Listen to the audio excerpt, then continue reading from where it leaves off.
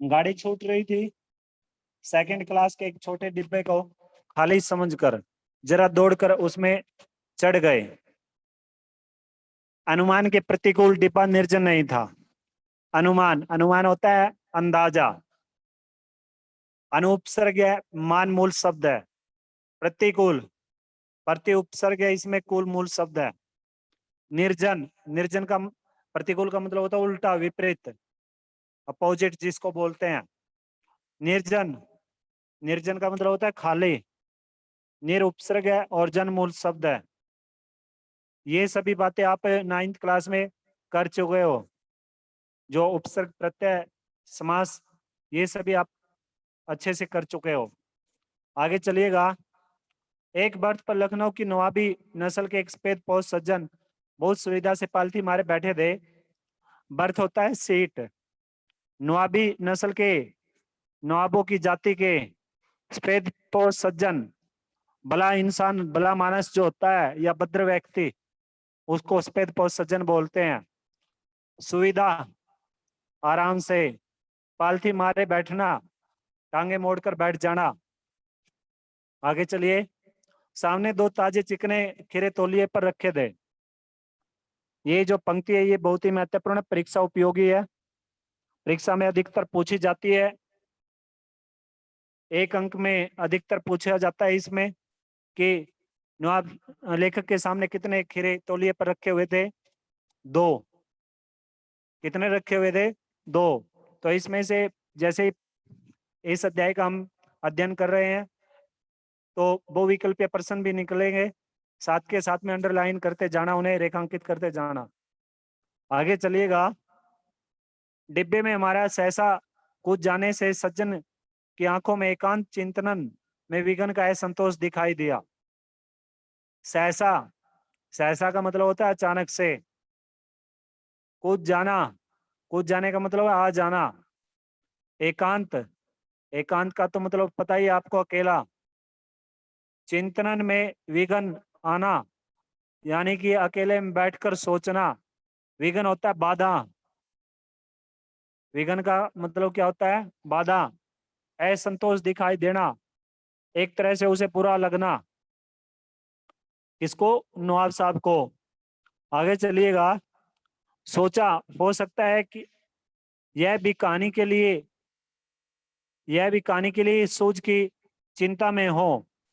यानी कि लेखक ने ये सोच विचार किया कि हो सकता है कि ये भी कोई कहानी लिखना चाहते हो नवाब साहब भी, इसलिए ये भी अपने दिमाग के घोड़े दौड़ा रहे हो, ये भी सोच विचार कर रहे हो उसके लिए, कहानी के लिए पात्र, घटना, विचार, ये सभी कुछ ढूंढ रहे हो हैं, ऐसा लेखक ने अपने मस्तिष्क में सोचा है।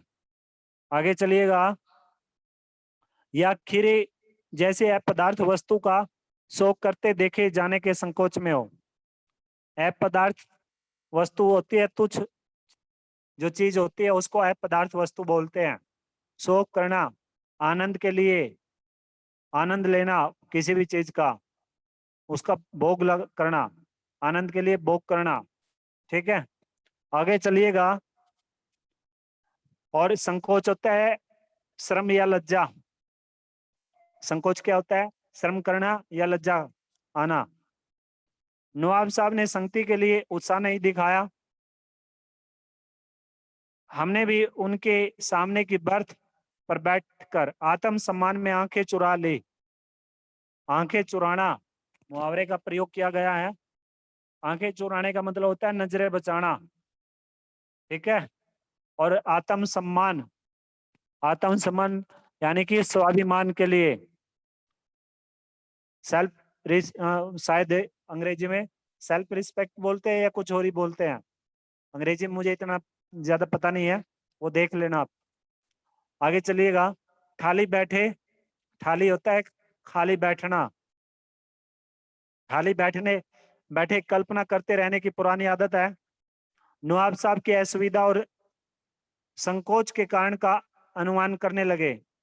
संभव है नवाब साहब ने बिल्कुल अकेले यात्रा कर सकने के अनुमान में किफायत के विचार से सेकंड क्लास का टिकट खरीद लिया हो, और अब गवारा न हो कि शहर का कोई सफेद पोस उन्हें मंजिले दर्जे में सफर करता देखे। अकेले सफर का अकेले सफर का वक्त काटने के लिए ही खीरे खरीदे होंगे, और अब किसी सफेद पोस के सामने खीरे कैसे खाएं। किफायत, बचत, मंजिले दर्जे, बीच का दर्जा जो होता है, और न होना गवारा न होने का मतलब होता है कोई चीज सहन न होना, वक्त काटना, समय व्यतीत करना। आगे चलिए, हम कनखियों से नवाब साहब की ओर देख रहे थे। कनखिया मारना, कनखिया मारना मुहावरे का प्रयोग है। किसी को टेढ़ी नजरों से देखना, यानी कि छिपी नजरों से देखना या टेढ़ी नजरों से देखना।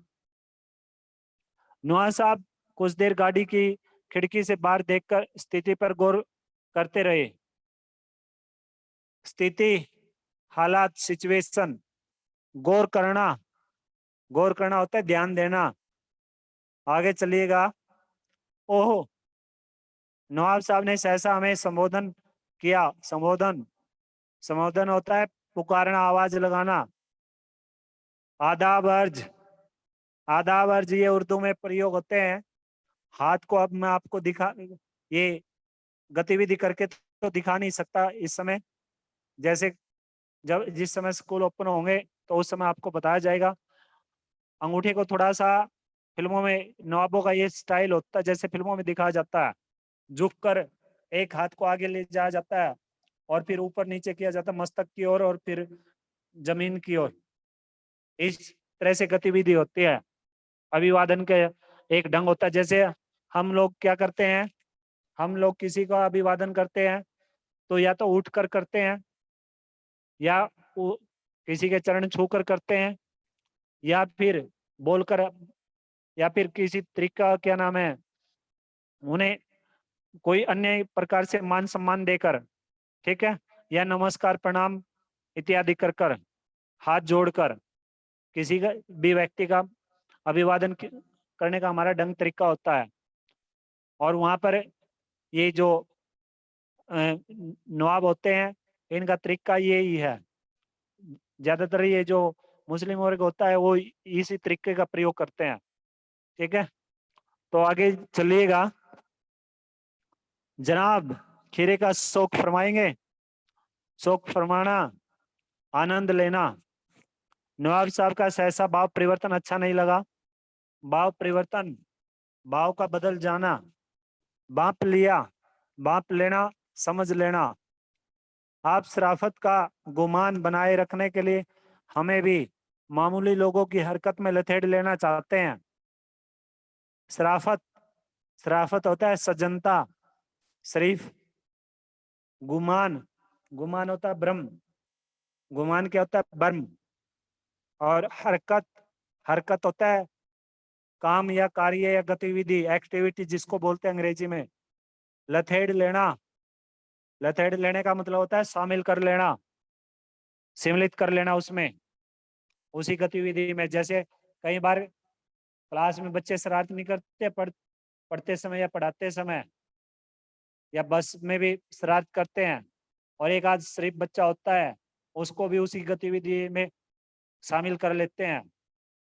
कोई भी हो, चाहे वो निर्भय हो तो या फिर कोई अन्य हो, इस प्रकार से किसी भी शरीफ बच्चे को उसी गतिविधि में शामिल कर लेते हैं। या फिर कई बार क्या होता है, उस बच्चे पर झूठा आरोप लगा देते हैं कि ये भी था सर, ये भी था, ये भी था, लेकिन वो गतिविधि में शामिल नहीं होता।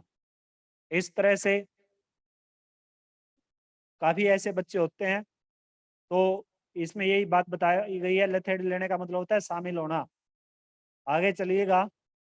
जवाब दिया, शुक्रिया। किबला शौक फरमाएंगे। किबला शौक फरमाएंगे का किबला का मतलब होता है सम्मान पूर्वक संबोधित करना, किसी को पुकारना पूरे रिस्पेक्ट से, पूरे रिस्पेक्टफुल आवाज लगाना, यानी कि एक तरह से किसी को सम्मान पूर्वक संबोधन करना, किसी को संबोधित करना, वो होता है किबला शौक फरमाएंगे। अगला पृष्ठ निकाल लीजिएगा। नवाब साहब ने फिर एक पल खिड़की से बाहर देखकर गौर किया और दृढ़ निश्चय से खीरे के नीचे रखा तौलिया झाड़कर सामने बिछा लिया। दृढ़ निश्चय, दृढ़ निश्चय होता है पक्का इरादा। दृढ़ निश्चय करना एक तरह से मुहावरे के तौर पे प्रयोग किया जाता है, तो इसका मतलब है पक्का इरादा। आगे चलिएगा। सीट के नीचे से लोटा उठाकर मैं ये बातें मैं आपको देखकर उठाकर इस प्रकार की समझकर इस प्रकार की ये जो शब्द होते हैं ये पूर्वकालिक क्रिया में देखे जाते हैं, मैंने आपको पहले बताए हैं ये। ठीक है, आगे चलिए। उठाकर दोनों खीरों को खिड़की से बाहर धोया और तौलिए से पोंछ लिया। जेब से चाकू निकाला, दोनों खीरों के सिर काटे और उन्हें गोद कर जाग निकाला। गोद कर होता है उसमें चुबोकर, इसमें भी पूर्वकालिक क्रिया का प्रयोग हुआ है। फिर खीरों को बहुत एहतियात से छीलकर फांकों को करीने से तौलिए पर सजाते गए। एहतियात होता है सावधानी से, छीलकर यानी कि छीलकर होता है उसे कटा हुए जो टुकड़े होते हैं, फांकों करीने से, करीना होता है ढंग तरीका स्टाइल से। ठीक है, लखनऊ स्टेशन पर खीरा बेचने वाले खीरे के इस्तेमाल का तरीका जानते हैं। ग्राहक के लिए जीरा मिला नमक और पीसी हुई लाल मिर्च की पुड़िया भी हाजिर कर देते हैं। हाजिर कर देना, दे देना। नवाब साहब ने बहुत करीने से खीरे की फांकों पर जीरा मिला नमक और लाल मिर्च की सुर्खी बुरक दी। करीना, करीना का मतलब क्या होता है? ढंग तरीका स्टाइल। ठीक है, और सुर्खी बुरक देना यानी कि उस पर छिड़क देना। आगे चलिएगा। उनकी प्रत्येक भाव भंगिमा चेहरे पर जो भाव आते जाते रहते हैं। ठीक है, कभी खुशी का, कभी उदासी का। ठीक है, इस प्रकार के जो भाव परिवर्तन होते हैं, भाव भंगिमा, अंग्रेजी में इसे इसके लिए जो शब्द प्रयोग होता है वो होता है जेस्चर। जेस्चर प्रयोग होता है, जेस्चर ही बोलते होंगे, उच्चारण आप देख लेना, मुझे इतना पता नहीं है। ठीक है, आगे चलिएगा। और जबड़ों के स्फुरण से स्पष्ट था, जबड़ों मुख से, स्फुरण होता है हिलना या फड़कना, कि उस प्रक्रिया में उनका मुख खीरे के रसास्वादन की कल्पना से प्लावित हो रहा था। प्रक्रिया, प्रक्रिया होता है पूरी की पूरी जो विधि होती है, अंग्रेजी में प्रोसेसिंग बोलते हैं। प्रोसेस या प्रोसेसिंग में तो आईएनजी हो गया, यानी कि हो रही है। प्रोसेस होता है प्रक्रिया। ठीक है, उनका मुख खीरे के रस आस्वादन की कल्पना से प्लावित हो रहा था। कल्पना सोच विचार, प्लावित होना, प्लावित होना है बर आना। हम कनखियों से देखकर सोच रहे थे मियाँ रईस बनते हैं। रईस होता है अमीर,